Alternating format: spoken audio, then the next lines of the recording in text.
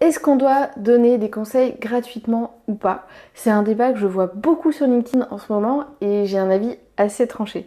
Alors pour moi, ça c'est la technique de l'échantillon. Vous savez, quand vous êtes au supermarché et que vous voyez un stand où on vous propose de goûter un nouveau fromage, un nouveau jambon cru, vous n'aviez pas envie d'acheter un nouveau truc sans le goûter, et puis finalement, il y a eu ce stand de dégustation et vous repartez avec 2 boîtes dans votre caddie. Avec la prestation de service, c'est pareil, il faut donner un échantillon au prospect. Et ça peut être sous plusieurs formes. Sur Netflix ou Spotify, par exemple, on a droit à un mois gratuit. C'est à vous de trouver, et je vais vous aider avec des conseils hyper pratiques, comment vous pouvez faire ça. Quand vous êtes en contact avec un prospect, il y a plusieurs choses qui peuvent faire qu'il choisira peut-être pas de travailler avec vous.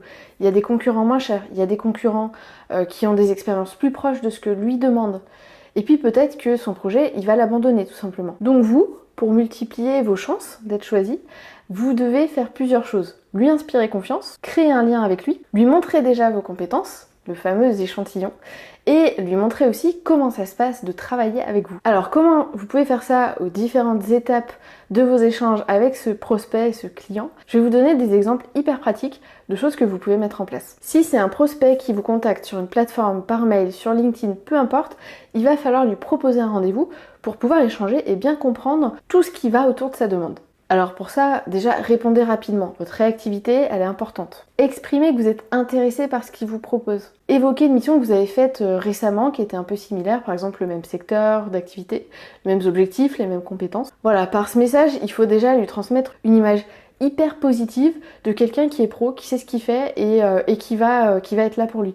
Alors, par exemple, je vous montre un exemple de message que vous pouvez reprendre et qui regroupe bien ces différentes étapes. Voilà, tout ça, ça va vous permettre de montrer à la fois votre réactivité, votre sérieux, et vraiment de donner l'impression que vous êtes la bonne personne pour répondre à son besoin. Alors, pendant le premier rendez-vous, déjà arrivez préparé, c'est-à-dire qu'il y a 2 choses.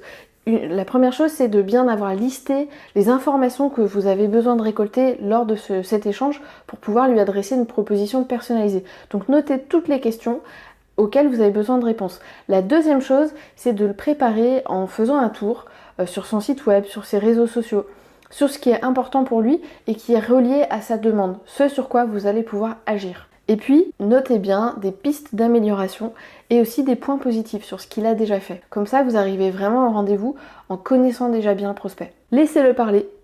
Pensez aussi à lui poser des questions pertinentes. Ça va lui montrer que vous êtes un expert et ça va lui montrer que vous l'aidez déjà à prendre du recul sur ce qu'il a fait, sur sa stratégie. Et puis, distiller un petit peu des conseils parmi ce que vous aviez noté quand vous avez fait votre analyse, mais aussi en rebondissant, en réagissant à des choses qu'il vous dit pendant cet échange. Et puis, gardez la main sur la suite. Prévoyez tout de suite une date à laquelle vous allez pouvoir lui envoyer votre proposition. Listez-lui tout de suite les éléments dont vous avez besoin, éventuellement, pour faire cette proposition. Alors déjà, n'envoyez pas un devis, envoyez une vraie proposition commerciale.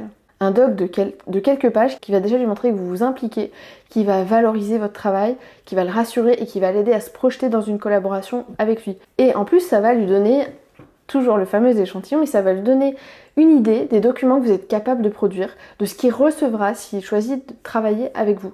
Alors, pour ça, sur mon site, donc dans la rubrique boîte à outils, il y a un modèle de proposition commerciale que vous pouvez télécharger, qui est gratuit, et après vous n'avez plus qu'à le personnaliser. Pour vous éviter de chercher, je vous mets le lien juste sous la vidéo. Là-dedans, vous ne vous contentez pas seulement d'expliquer ce que vous allez faire et de donner un prix.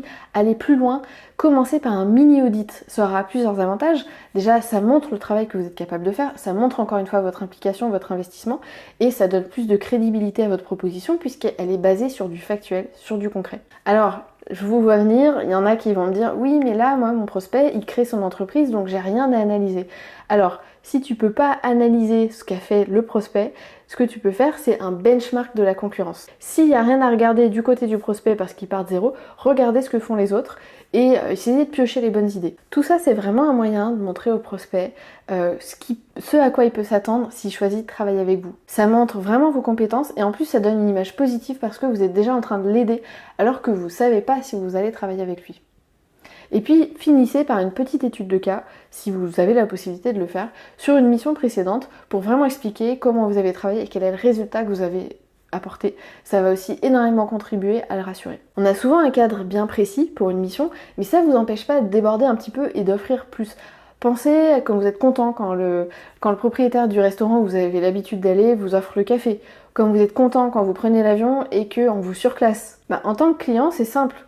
Quand on nous offre quelque chose, quand on a un cadeau, ça nous fait forcément plaisir. Donc donnez à vos clients un échantillon de ce qu'ils pourraient avoir en plus avec vous, ça permet deux choses, à la fois de le fidéliser et à la fois également peut-être d'augmenter votre panier moyen avec lui. Donc de lui vendre plus de services. Alors qu'est-ce que vous pouvez faire de plus? Donnez des idées de services supplémentaires que vous pouvez faire ou sur lesquels vous pouvez recommander quelqu'un. En tout cas, la prise d'initiative sera saluée. Par exemple, si vous faites du référencement naturel, vous pouvez recommander à votre client, sur certains mots-clés, sur certaines périodes, de faire également des campagnes de publicité sur Google. Si vous êtes graphiste, vous pouvez ajouter gratuitement un format supplémentaire sur vos bannières. Vous pouvez proposer de faire des templates pour les réseaux sociaux et montrer au client que vous pensez à lui. Quand vous voyez un article, quand vous voyez une vidéo qui peut l'intéresser, envoyez-lui. Il voit qu'il reste encore dans votre esprit. Et en plus, il voit que vous prenez la peine de suivre son marché. Finalement, les freelances et les entreprises qui fonctionnent le mieux, c'est ceux qui arrivent à convaincre facilement leurs prospects de travailler avec eux et qui donnent envie à leurs clients de continuer la collaboration. Et vous allez voir, la technique de l'échantillon, si vous la mettez en place, c'est vraiment un super moyen d'arriver à ces deux objectifs. Voilà, je vous souhaite plein de succès avec cette technique et je vous dis à très bientôt.